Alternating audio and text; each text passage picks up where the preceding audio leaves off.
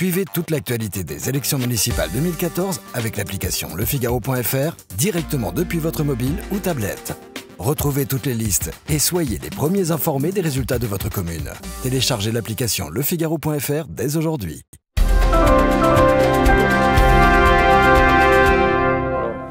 Rebonsoir, soyez les bienvenus sur Figaro TV pour ce deuxième direct consacré au premier tour des élections municipales. Nous ont rejoint sur ce plateau Guillaume Tabar et Yves Tréhard qui étaient déjà là tout à l'heure et Alexis Brézet, le directeur des rédactions du Figaro. Rebonsoir, messieurs.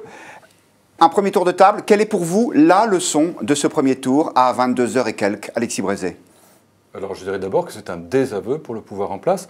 Il faudrait quand même se rappeler qu'il n'y a pas si longtemps, on nous disait qu'il y aurait des microclimats locaux qui feraient que ce scrutin ne serait pas nationalisé, qu'en gros il ne se passerait rien. La vérité c'est que c'est un désaveu pour les candidats socialistes qui a cette particularité, ce désaveu, d'être infligé ici par le Front National, là par l'UMP, ce qui permet aux socialistes de dire « Ah ben voyez, l'UMP triomphe pas tant que ça ».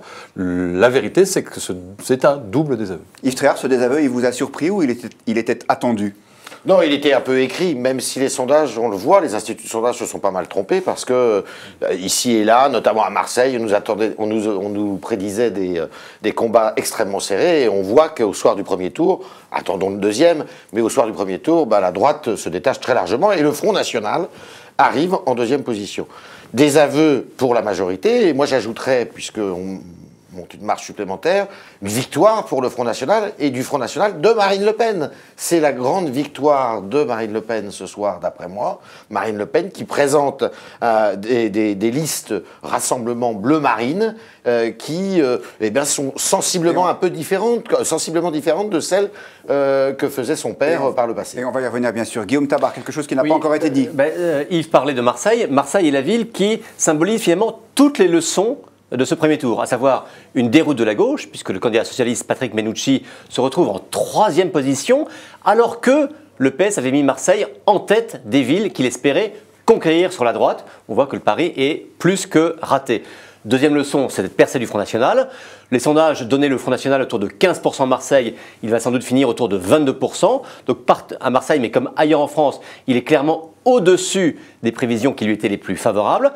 Et enfin, une résistance de la droite, y compris là où elle était sortante, et Marseille, on parlait beaucoup de l'usure de Jean-Claude Gaudin, et bien avec un score fort au premier tour, il montre que la droite résiste et est capable non seulement de garder les villes que le PS voulait conquérir, mais, et on le voit dans un très grand nombre de villes, de reconquérir la plupart des villes qui avaient été perdues en 2008, des villes comme Metz, comme Toulouse, surprise à Toulouse aussi où la droite est en tête, Strasbourg aussi où la droite est bien placée. Voilà, les 3 leçons de ce scrutin.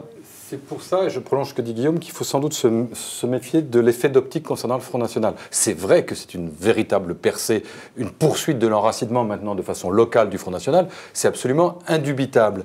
Mais il se trouve que souvent, parce que le Front National se présentait dans des petites ou des moyennes villes, les télévisions, que tout le monde commente, sont parties sur les résultats du Front National.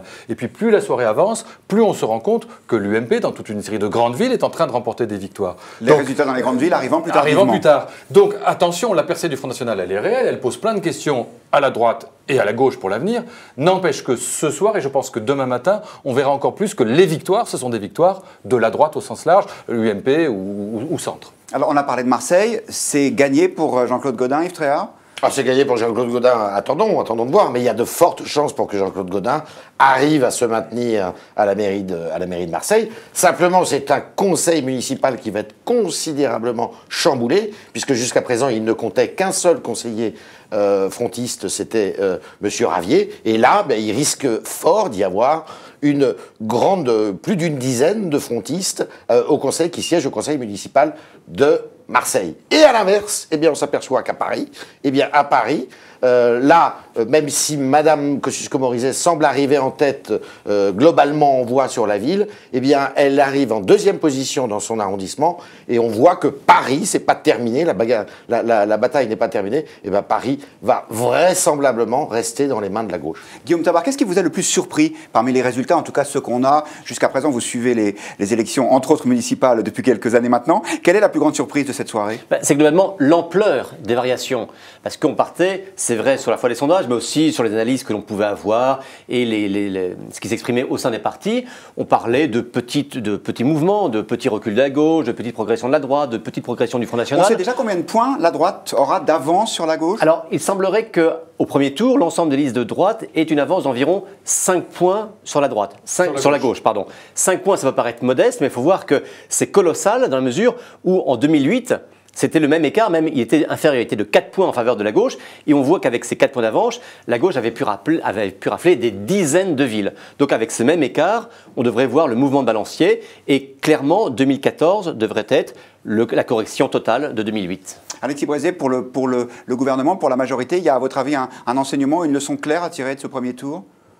Ah bah oui, c'est la sanction d'un échec politique de la majorité et personnel de François Hollande, c'est une évidence. Enfin, en même temps, je veux dire, quand on voit le chômage qui progresse, l'ensemble de difficultés qui ne cessent de s'accroître et les impôts et tout ça, il était évident qu'il y aurait une sanction. On ne peut pas avoir un président qui fait un peu moins de 20% de popularité et, comme on nous l'avait dit, parce qu'on quand même on nous l'a expliqué, on nous a dit qu'il n'y aura pas de sanction dans les urnes, c'est totalement local. Eh bien non, l'histoire montre, et Guillaume Tabar l'avait remarquablement montré dans un article, que les scrutins locaux et municipaux n'échappent pas aux tendances nationales. Eh bien là, on est en plein dedans, c'est un vote de sanction, c'est un vote de rejet.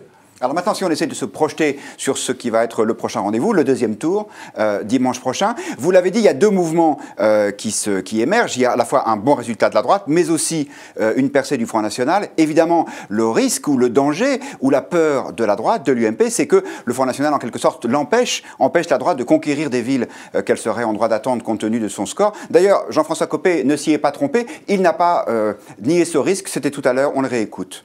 C'est la raison pour laquelle je dis aux Françaises et aux Français que voter pour les candidats UMP au second tour, c'est permettre sur le terrain d'adoucir leur vie quotidienne avec une autre politique que la politique socialiste, celle de l'UMP.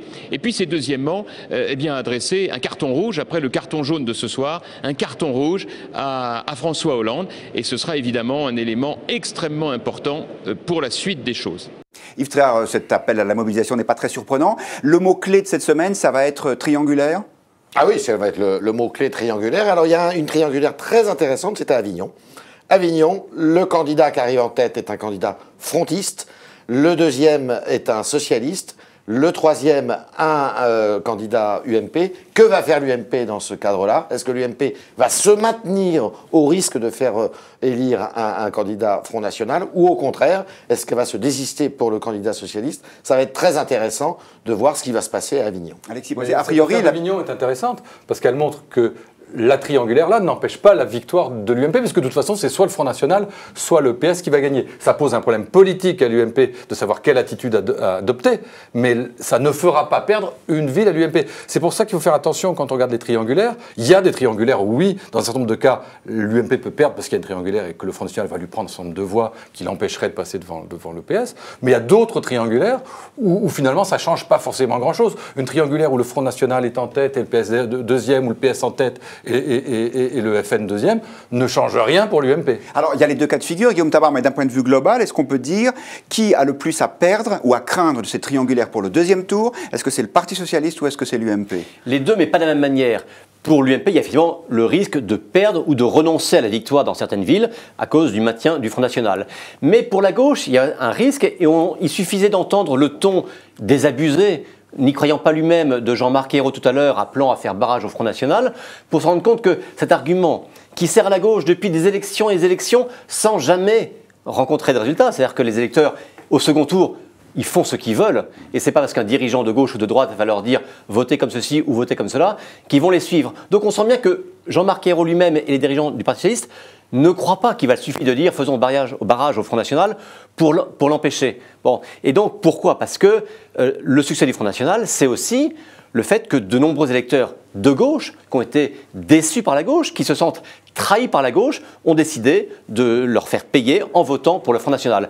Et ces électeurs-là, qui s'estiment déjà bafoués par la gauche, floués par la gauche, ils n'ont pas envie d'une leçon de morale supplémentaire. Ça, c'est du côté de la gauche. Et sur la droite, Yves Tréhard, à votre avis, l'UMP va tenir cette ligne du nini? Ah oui, de toute manière, Jean-François Copé l'a répété ce soir, et puis il semblerait qu'à l'intérieur de l'UMP, il n'y ait de ce point de vue qu'un seul discours, puisque Henri Guénaud, Brice Hortefeux l'ont répété. Il y a une exception, c'est par rapport à l'UDI, puisque vous savez que l'UDI est uni avec l'UMP dans de nombreuses villes, et l'UDI, par la voix de Mme Yad ce soir, a dit que ça leur posait un problème de conscience et qu'il fallait appeler au Front républicain. Alexis Brézé, est-ce que sur le plan des programmes, il y a une leçon pour l'UMP à cette poussée du Front National ? On peut dire que si à l'avenir l'UMP ne veut pas se retrouver face à une poussée du Front National, il faut sans doute redisser son programme. En tout cas, il faut trouver un moyen de s'adresser aux électeurs du Front National. C'est vrai aussi pour la gauche. Ça fait des années, et sans doute plus de 20 ans, que le Front National est un problème pour la droite. Et c'en est un, et ça en sera un demain. Ça en sera un demain aux européennes et aux élections qui suivront. Mais c'est aussi de plus en plus un problème pour la gauche, notamment parce que Marine Le Pen a gauchi son discours et son programme. Et on voit très bien que les succès du Front National dans le Nord, dans l'Est, à Forbach, à Hénin-Beaumont, c'est des électeurs de gauche qui sont allés voter pour le Front National. Donc, pour l'avenir, cette question du Front National va être de plus en plus une difficulté, un problème commun au PS et à l'UMP. L'un comme l'autre doivent trouver les mots pour faire revenir ces électorats qui sont tentés par le Front National, souvent un électorat populaire, les uns en apportant une réponse de gauche, les autres en apportant une réponse de droite. Mais s'ils ne trouvent pas un moyen de faire revenir cet électorat-là, il n'y a aucune raison que la progression du Front National s'arrête. Guillaume Tabar, si on continue à se projeter sur ce deuxième tour, bien sûr pour les grandes villes on n'a encore que des estimations, mais à votre avis, quelles pourraient être les surprises de dimanche prochain ? Écoutez, il suffit de reprendre la liste des villes. Alors, si on parle des très grandes villes, les villes de plus de 100 000 habitants, la droite espérait au mieux récupérer à peu près 8 ou 9 villes. La gauche, elle tablait sur 4 villes.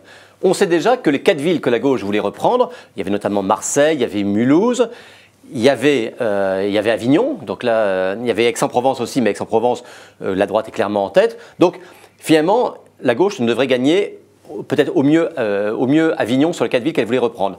La droite, elle est en possibilité de regagner la totalité des villes qu'elle espérait reprendre. Et ça, c'est une surprise ?